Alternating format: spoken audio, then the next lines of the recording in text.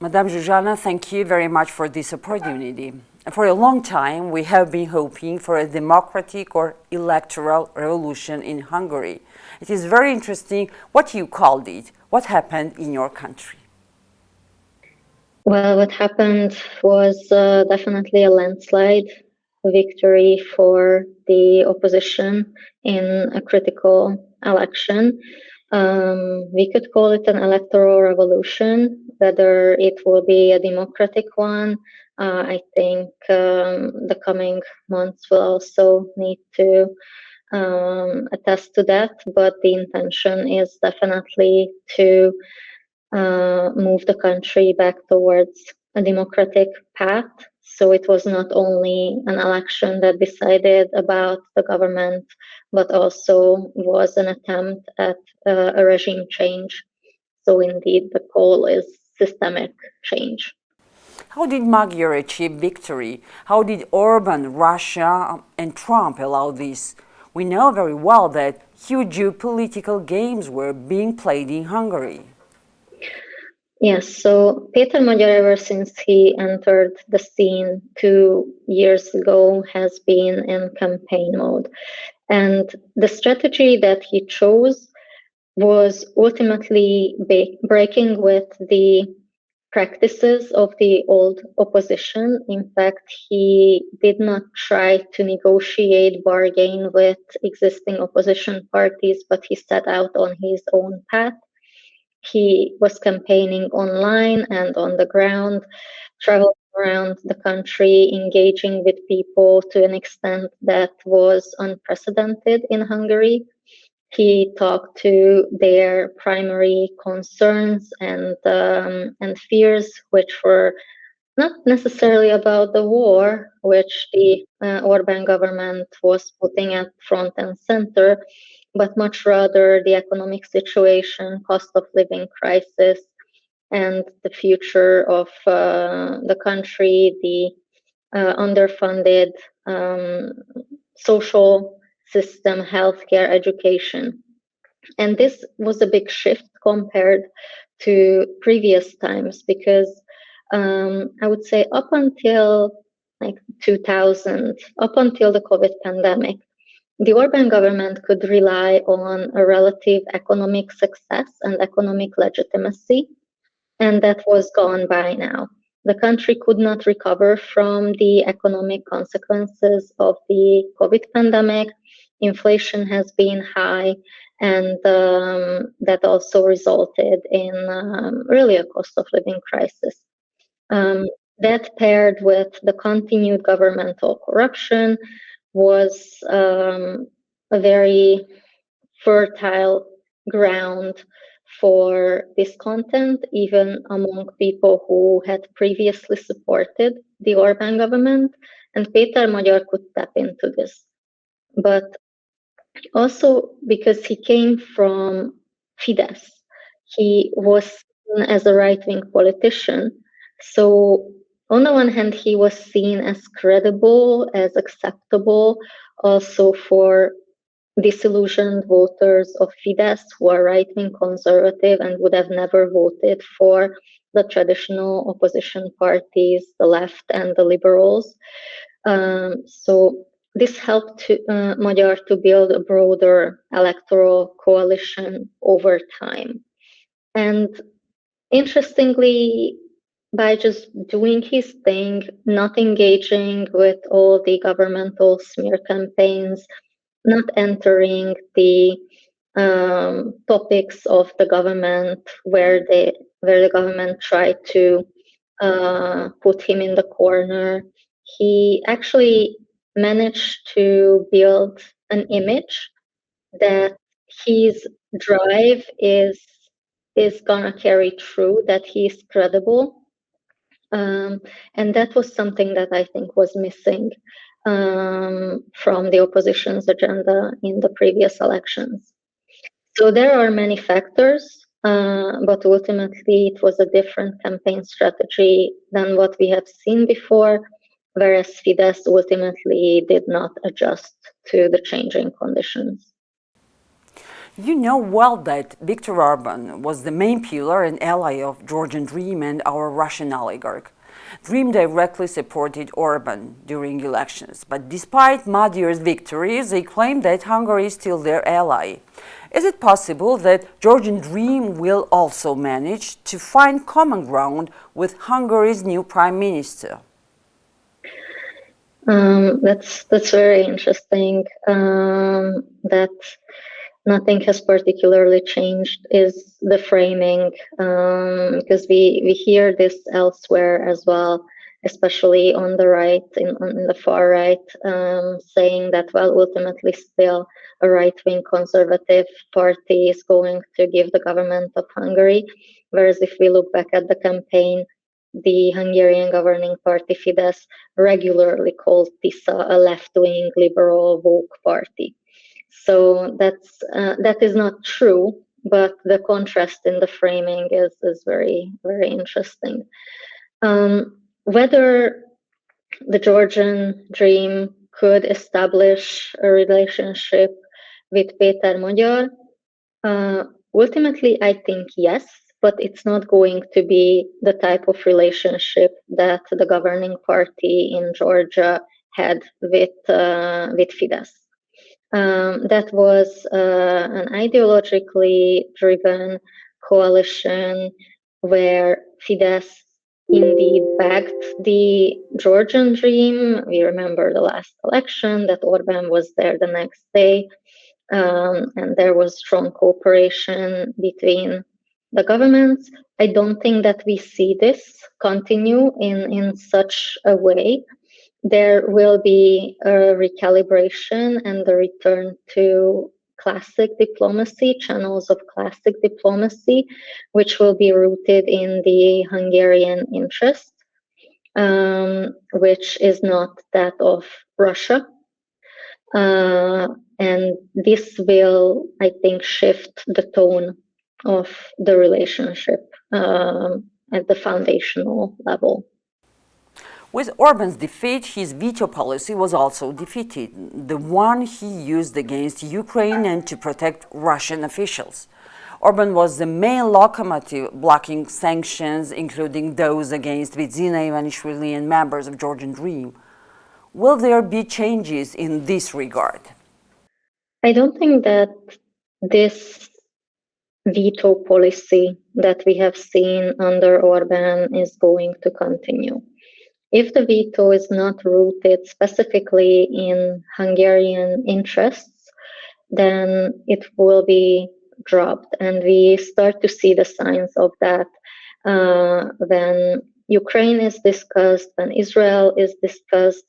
So I think that sort of safeguard that certain oligarchs, Russian or Georgian, had in the past under Orban, that he will anyway just block any EU sanction. I think that safeguard for them is gone. Will Georgian Dream now try to find common ground with Fico's government, with Bulgaria and with the Czech Republic? Do the leaders of these countries have the same kind of power as Orban? Or was Viktor Orban a bigger force and support for Putinists? Will this trio replace Orban? I think they are different characters. Babiš tends to be a more pragmatic player who also tries to protect his own business interests and has followed in many ways different course than Orban. Fico with Slovakia, I think, is too small a player to risk taking such a position. He is already facing criticism from the European Union for pressure he is putting on Slovak civil society that may have certain consequences in the future too. So he doesn't have a very strong footing. I think Radev is still a question. how he will deal with now winning the majority. But his Russian leaning is something that I think we need to be very aware of. At the same time, Bulgaria is also an important NATO ally on the eastern flank, so I don't think it's as straightforward as Radev being a pro-Russian politician. It may be a more complex dynamic there to play. In your opinion, what steps will Magyar take first? In Hungary, wealth is distributed among urban circles and they lead. How will events develop? What should Magyar do when half of the country's wealth belongs to a few families? Will he confiscate it? Well, he personally will definitely not. But anti-corruption is going to be one of his key agenda points in the coming months. He already announced that Hungary is going to join the European Public Prosecutor's Office and that he is establishing a new anti-corruption agency that will focus on investigating systemic high-level corruption of the past and returning state assets to the state if they were played over to private actors who shouldn't have received such assets. So this is a core agenda, and I think there is really a lot of expectation from society, from TISA's voters to act on this. He is also in the position, after winning a two-thirds constitutional majority, that he will not be constrained by the institutional and constitutional playing field that Fidesz has created over the 16 years. He wants to eventually reform the system and adopt a new constitution. Much of the details we still don't know, but this will definitely include the reform of some of the key institutions, the Constitutional Court, the Supreme Court, the Public Prosecutor's Office, State Audit Office, also the public media. And I think this will be a longer process if he is indeed committed to making this a more inclusive constitutional reform process. You cannot do that overnight. He is calling for the removal of some key officials who have been nominated by Fidesz and who could act as veto players within the Hungarian political system. We will need to see some movement on this in the coming 1.5 months. He gave the deadline of end of May for some of these officials to step down before he will use his constitutional majority to remove them. So domestically, I think we will see a very complex reform process, hopefully a democratic reform process that will center on institutional reform and anti-corruption measures. This is also interesting for us. If the government changes in Georgia, we may have to go through a similar path, and the Hungarian example will be important. Yes, I think many are watching Hungary now because, as we said, this was not simply an election to change a government or decide about the fate of a government, but it was a vote about the system. The Orbán government has effectively turned a constitutional consolidated democracy into an electoral autocracy where the facade of democracy is still there, but the actual processes of democracy are hollowed out. And now we are facing the situation where this has to somehow be either rolled back or we need to completely depart from the system that was built and build something new. And this is just a political and institutional process. What is underlying this whole thing, and what I think will be an even longer process if we manage, is pulling together the two sides of society. It's a massive polarization in the country, with really deplorable political culture. So part of the democratization process also needs to be a public civic reconciliation, reuniting the country and building a common ground and a civilized public space where we can have meaningful political and policy discussions, and not just the populist us and them fear-mongering, enemy making that we have seen over the past decade and a half. And one more thing, the war rhetoric that helped Bidzina Ivanishvili win in Georgia did not work in your case. We had bloody banners accusing Europe of dragging us into war. Why did this formula not work in Hungary? It does get old. This has been the strategy of Fidesz over the past 12 years at every election. It's just the person of the enemy has changed.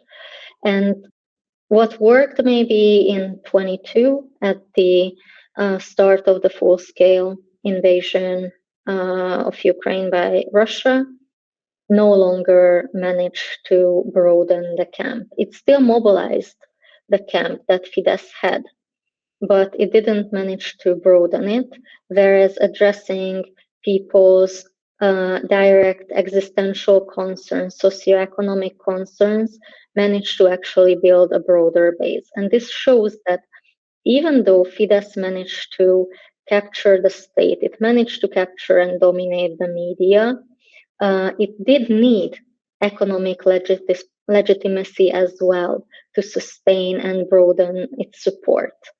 Without the economic legitimacy, without actually governing successfully in some way that is at least beneficial for a broad public, it couldn't really win over a broader voter segment.